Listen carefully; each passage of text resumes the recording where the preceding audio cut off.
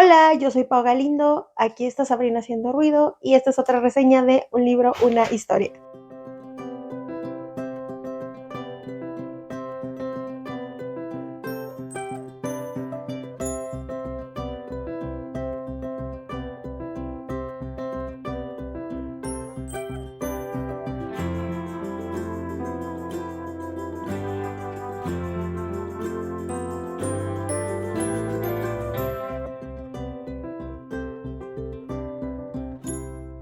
Bienvenidos a una reseña más. El día de hoy acabo de terminar de trabajar después de 8, 9, 10 horas de trabajo, ya ni siquiera sé cuántas.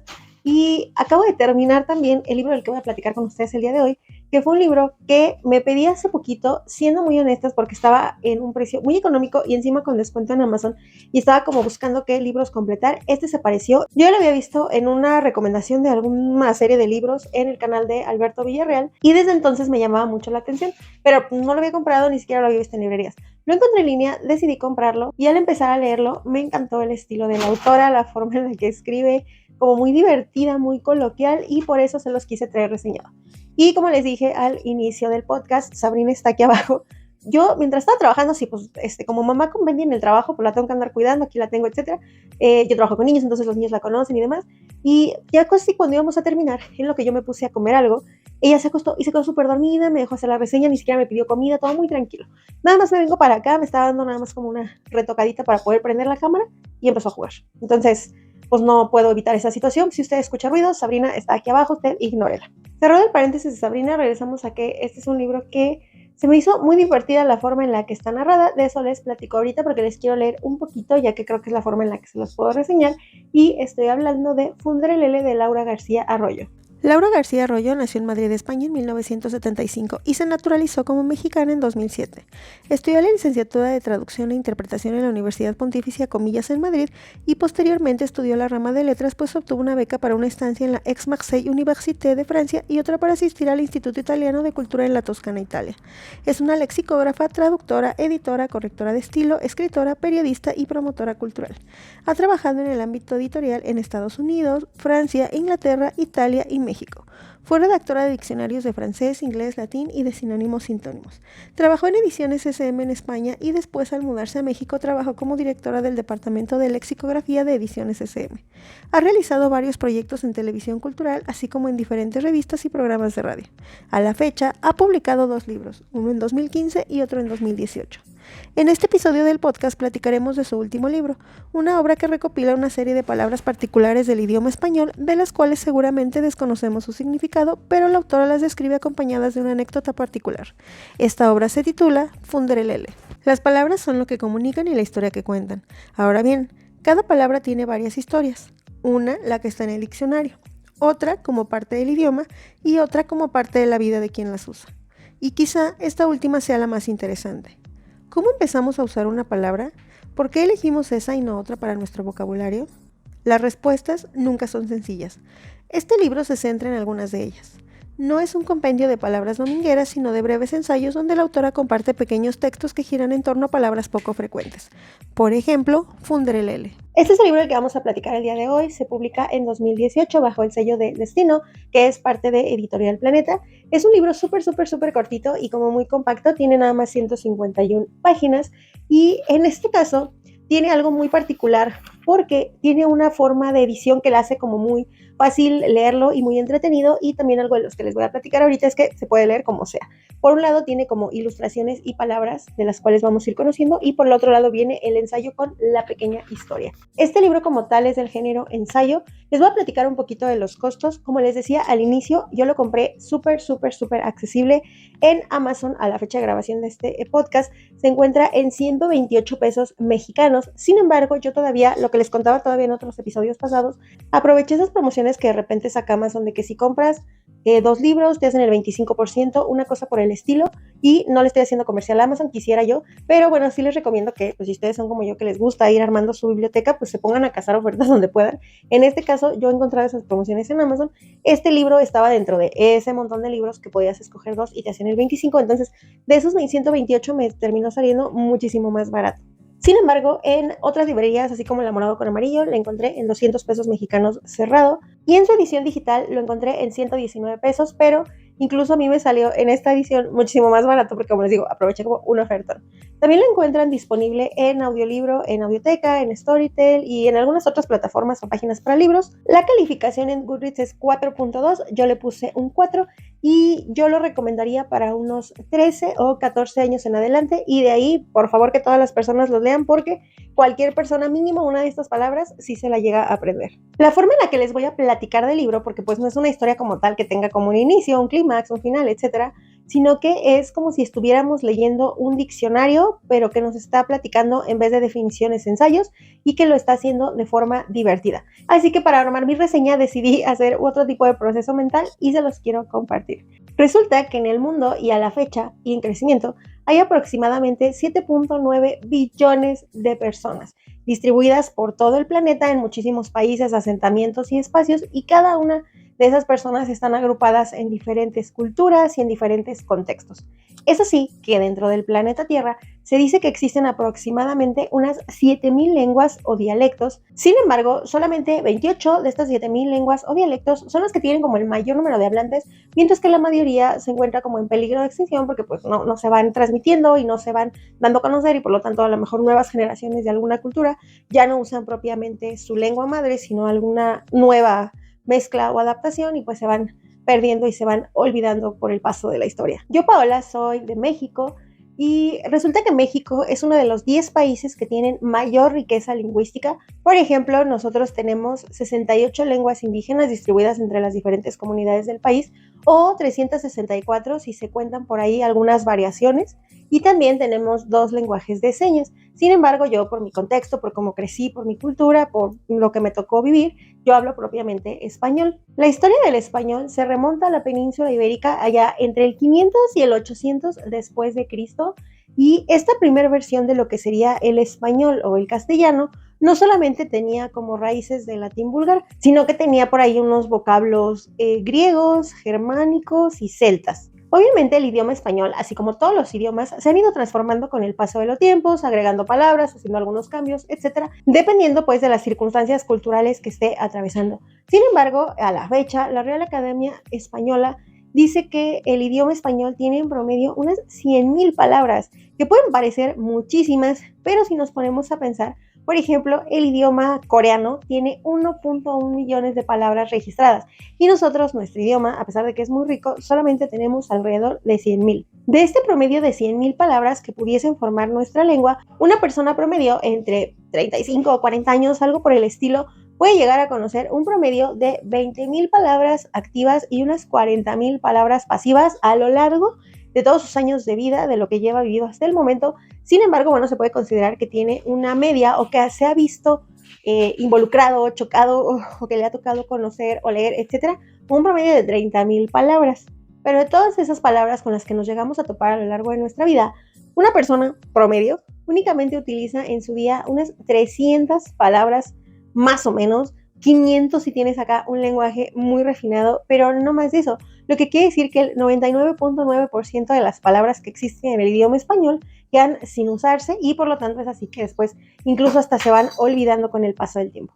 Yo me tomé la libertad de ampliar el contexto que nos da la autora, que tuvo como inspiración para crear este libro, que es precisamente estas palabras que pertenecen a una cosa, que después a veces no sabemos cómo nombrar, pero que sí tienen un nombre y que por lo tanto luego se nos van hasta olvidando o nunca las llegamos incluso a conocer en nuestra vida. Ella decide rescatarlas y presentarlas aquí en forma de ensayos divertidos para que nosotros podamos leerlo. Platicando del libro, les puedo contar que este libro tiene como un promedio de 70, poquito más de 70 palabras, de las cuales viene, como les estaba enseñando al inicio, empieza la palabra, una definición breve como de diccionario, una pequeña ilustración, y en la parte de al lado, acomodado como en forma de diccionario o enciclopedia porque viene con columnas, un pequeño ensayo que no propiamente, sí nos dicen en algunos casos de dónde viene la palabra, qué raíz tiene, etcétera, pero sobre todo la autora nos va contando en manera de un relato divertido la forma en la que ella se fue topando con estas palabras y cómo es que las fue conociendo. Así de, pues es que un día cuando fui al doctor sonó esto, etcétera, yo no lo conocía y ahora la rescato y ahora ya es parte de mi vocabulario.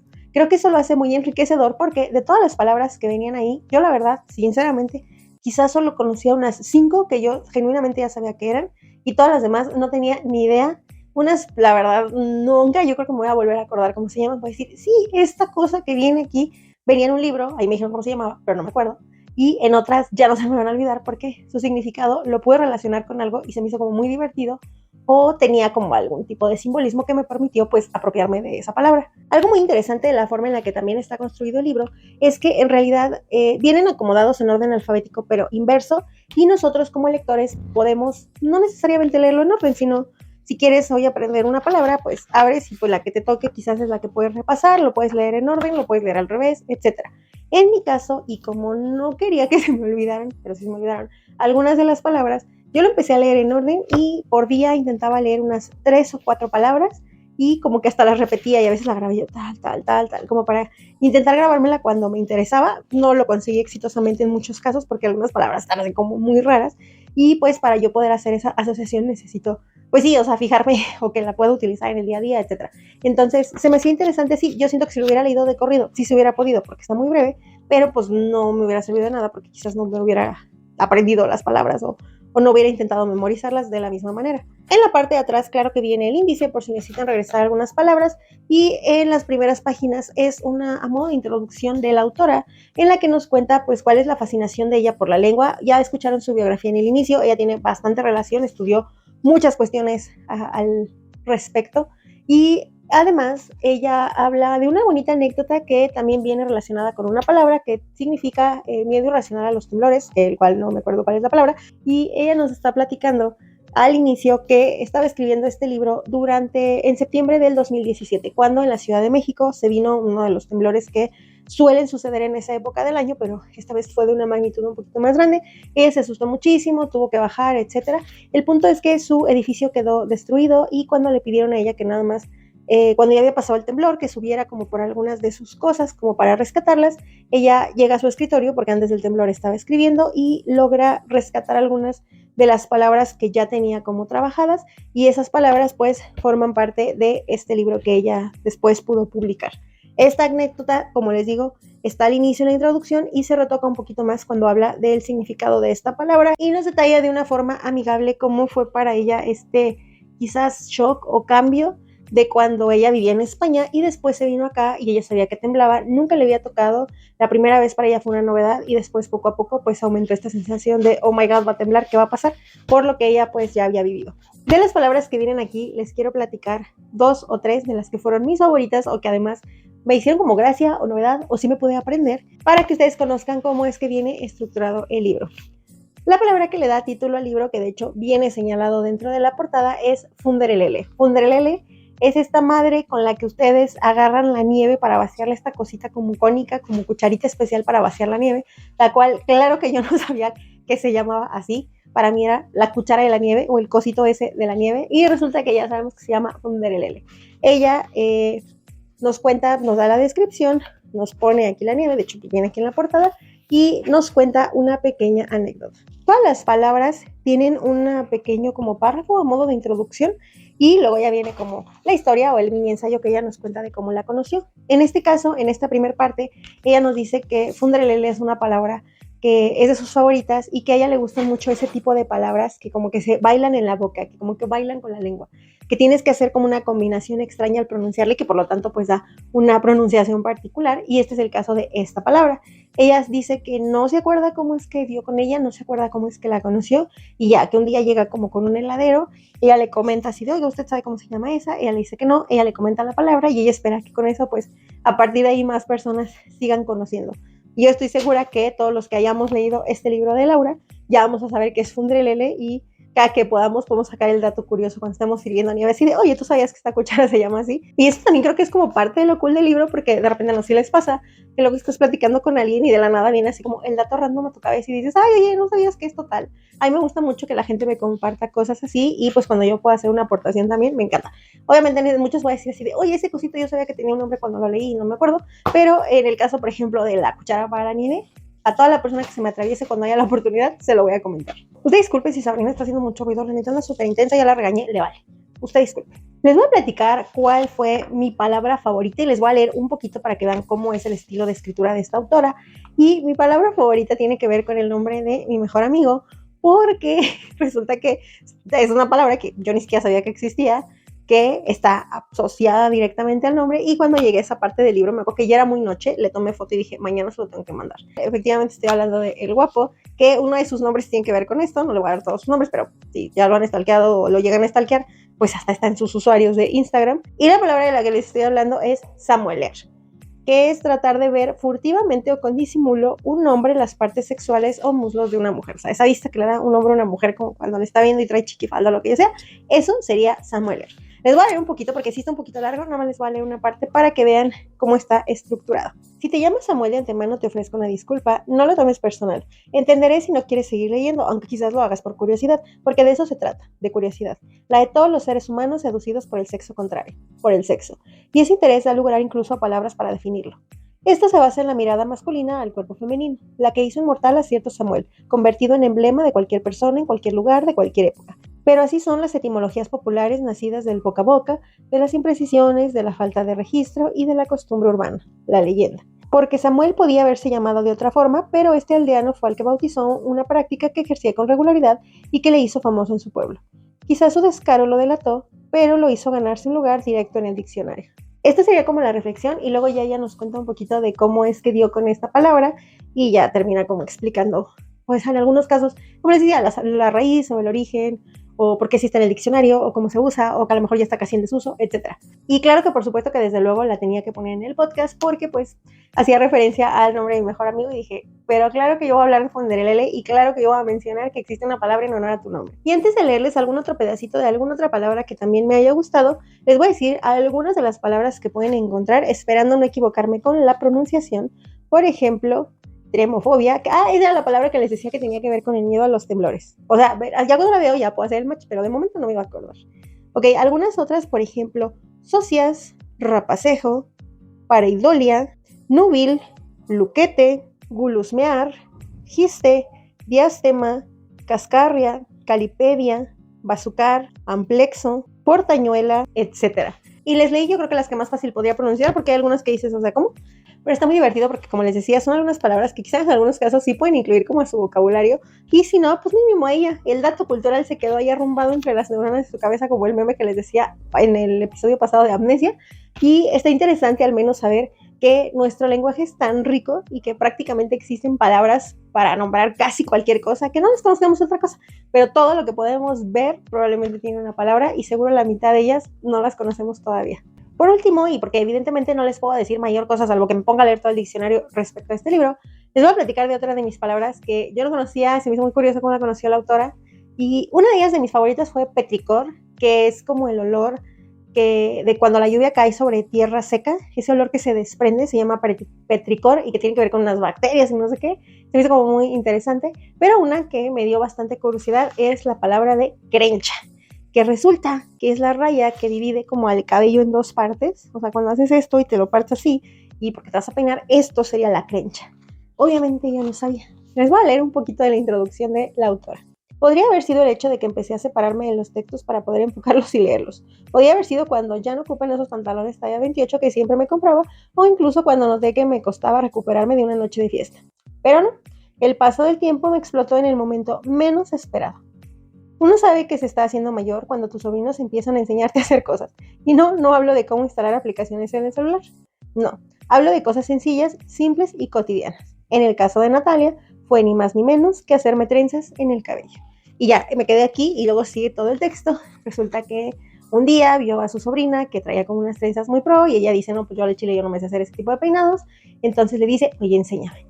Y le dice, ay, sí, como no, tía, yo te enseño, vente para acá. Y cuando estaban así como sentadas, la chica le dice, no, pues te haces así una crencha.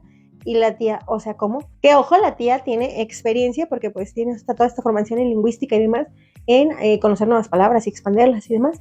Y ella se le hace novedoso que pues esa palabra no la conocía, y resulta que la sobrina le dice, ay tía, hasta en los tutoriales de belleza en YouTube la usan, te dicen así de, pues te vas a peinar y te haces una crencha, y se le hace como súper interesante, y pues ese día aprendió algo de su sobrina, no solamente hacerse una trenza, sino el nombre de esta rayita que divide el cabello. Es una de las historias de las que por el contexto o lo gracioso, pues me pude apropiar de manera muy fácil, y les aseguro que es una palabra que ya no se me va a olvidar. Como pudieron escuchar al inicio en la biografía, esta autora únicamente tiene 2 obras publicadas, pero hace muchísimas participaciones en revista, en radio, en televisión, en Canal 22, etc. Y si ustedes quieren seguirla, al parecer ella en su cuenta de Twitter que la que viene indicada en el libro es @lau en Twitter. Si cambió o si es esa misma, les estará apareciendo por aquí. Y ella empezó a hacer como un hashtag en el que cada que ella encontraba como una palabra curiosa, una palabra nueva, ella siempre la compartía en su Twitter y era como su manera de seguir preservando como todos estos caracteres especiales dentro de la lengua. Y eso se me hizo como muy, muy, muy interesante. Se me hace una labor muy divertida, se me hace una cuenta muy productiva. Yo los invito a que ustedes la puedan seguir también. Y pues a partir de ahí que también puedan echar un vistazo a todo lo que ella hace en pro de fomentar y compartir tanto el lenguaje como la literatura. Esto sería todo lo que yo les puedo contar por Funderelele. Y claro que por supuesto que los invito a leerlo. La verdad es que creo que es un libro que todo el mundo debería leer al menos una vez, porque una sola cosa se nos va a quedar de todo lo que leamos de ahí. Y no es como que nos estén hablando así de que el diccionario es súper aleccionador y el libro de clase de texto de secundaria. No, es bien divertido ver cómo la autora se ha ido topando a lo largo de sus años de las formas más raras y con las anécdotas más random con estas nuevas palabras que ella después pues trata de incorporar a su vocabulario y que también de paso a ver si a alguien más se le pegan y pues de alguna manera se siguen pasando con los años para que no se olviden. Muchísimas gracias a los que ya llegaron hasta esta parte del video. Yo los invito a que sigan al podcast en todas sus redes sociales, un libro, una historia o @podcast de libros. A mí me encuentran como Pau Galindo o @soy_Pau Galindo o @los libros de Pau. Gracias por escuchar el episodio. Vayan y compren Funderelele y nos escuchamos, ya saben que no sé cuándo, con alguna otra reseña en un libro, una historia. Bye.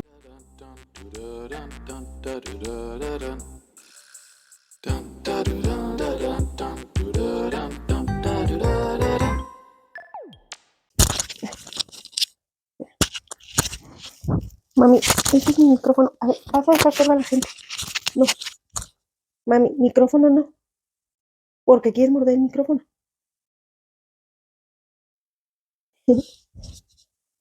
Sin micrófono. Saluda ya. No. El micrófono no. A la cámara. No te voy a dar el micrófono. Ese no es tu juguete. Mami. Que no. Este no. No lo quitas. Esto es lo que quiere.